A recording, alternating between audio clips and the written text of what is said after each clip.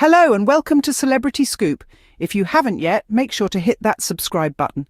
We're about to delve into the story of Sentabala, a charity co-founded by Prince Harry that's dedicated to supporting vulnerable children in southern Africa. Amidst a whirlwind of rumours and accusations, we're here to dissect the facts, crunch the numbers and bring truth to the forefront. So, without further ado, let's dive into the facts. Under the co-founding of Prince Harry and Prince Seeiso, Sentabala thrived. This charity, dedicated to supporting vulnerable children in southern Africa, saw remarkable success in its early years. Let's delve into the numbers to truly understand the impact of Prince Harry's involvement. In the year 2019, Sentabala raised an impressive $3.93 million. What's more, the expenses on fundraising were kept at a modest $1.4 million. This balance between income and expenses showed a well-managed charity that was making a real difference. Moving on to 2020, the charity raised $2.39 million, and the fundraising costs were significantly reduced to $334,000. This showed a continued commitment to efficiency and the mission at hand. In 2021, Sentabala raised $3.13 million, with $500,000 allocated to fundraising. Despite the challenges of the global pandemic, the charity continued to thrive and make a difference. Finally, in 2022, despite fundraising expenses rising to $800,000, the charity raised a whopping $4.45 million. This was a testament to Prince Harry's dedication and the trust that donors placed in Sentabala. Under Prince Harry's involvement, Sentabala was indeed thriving. The charity was making a difference in the lives of vulnerable children, and every dollar raised was a testament to the trust placed in Prince Harry's leadership. This was a charity that was not just about raising funds, but about creating a real impact. However, as we will see in the next scenes, this trajectory of growth and success was not destined to continue. The change in leadership marked a significant shift in Sentabala's fortunes. But for now, let's celebrate the achievements of the charity under Prince Harry's watch. His dedication, commitment and leadership were instrumental in Sentabala's success. However, things took a turn in 2023 when Sophie assumed leadership. The numbers tell a tale of stark contrast to the thriving days of Sentabala under Prince Harry's stewardship. In 2023, a year after Sophie took the helm, the amount raised by the charity plunged dramatically. The figures were shockingly low, with only $600,000 in the coffers.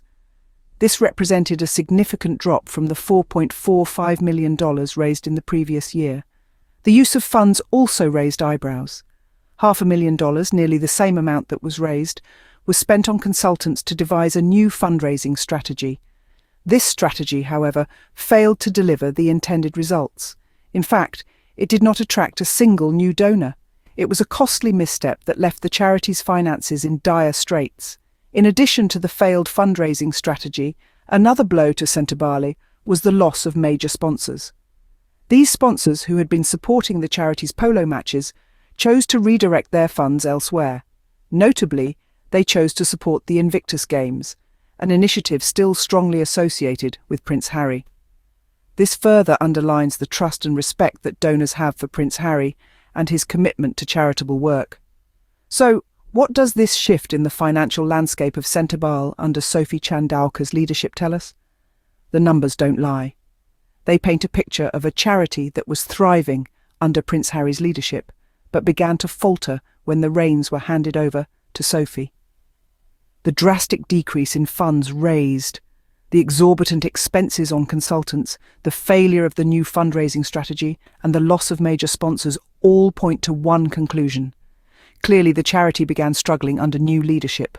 Despite these clear indicators, Sophie has chosen to blame Prince Harry for the charity's misfortunes. Now, this is where things get interesting. The media, quick to jump on a scandal, has eagerly broadcast Sophie's accusations, painting Prince Harry as the villain in this story. But as we've seen, the numbers tell a different tale. When Prince Harry was at the helm, Sentabala was flourishing. The funds were flowing, the projects were succeeding, and the charity was making a difference. On the other hand, under Sophie's leadership, we've seen a significant drop in donations, an increase in unnecessary expenses, and a failure to attract new donors. So who's really to blame here? Even as this blame game continues, it's important to note that Prince Harry's other initiatives are still thriving. For instance, the Invictus Games, a sports event for wounded, injured, or sick armed services personnel and veterans, continues to attract donors and make an impact. This is a testament to Harry's dedication and commitment to causes close to his heart. Moreover, the Invictus Games, an initiative still strongly associated with Prince Harry, has been able to secure the support of major sponsors. These sponsors once supported Centebale's polo matches, but have now decided to redirect their funds. This shift in support clearly shows where donors' faith lies. So instead of pointing fingers and blaming others, perhaps it's time for Sophie chandaku to reflect on her leadership decisions. It's not about Harry failing the charity. It's about decisions that have alienated donors and led to poor financial planning. And remember, numbers don't lie. In conclusion, it's clear that the issue isn't with Prince Harry, but with the current leadership of Centebale. The numbers speak for themselves, and they certainly don't point to Harry as the cause of the charity's struggles. So the question is, why is Sophie chandaku playing the blame game instead of addressing the real issues at hand? So the real question we should be asking is, why is Sophie chandaku deflecting blame instead of fixing the mess she's created? It's a question that's as intriguing as it is concerning. You see, in any organisation, be it a charity or a corporate entity, accountability is key. It's the cornerstone of good leadership, the foundation on which trust is built.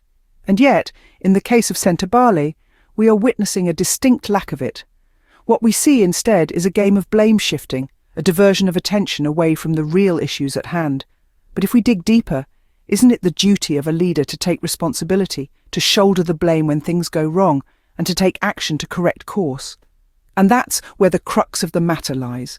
Instead of looking inward, assessing what went wrong, and coming up with a plan to rectify the situation, the current leadership at Centebale seems more focused on assigning blame elsewhere.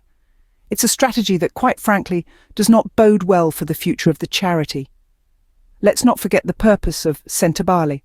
It was created to support vulnerable children in southern Africa, a noble cause that deserves unwavering commitment and dedication, and it thrived under Prince Harry's leadership, as the numbers clearly show. But now, under a new leadership, the charity is facing an unprecedented crisis, and instead of addressing the issues head-on, we see attempts to shift the blame onto Prince Harry. It's a narrative that not only unfairly maligns the prince, but also distracts from the real issues plaguing the charity.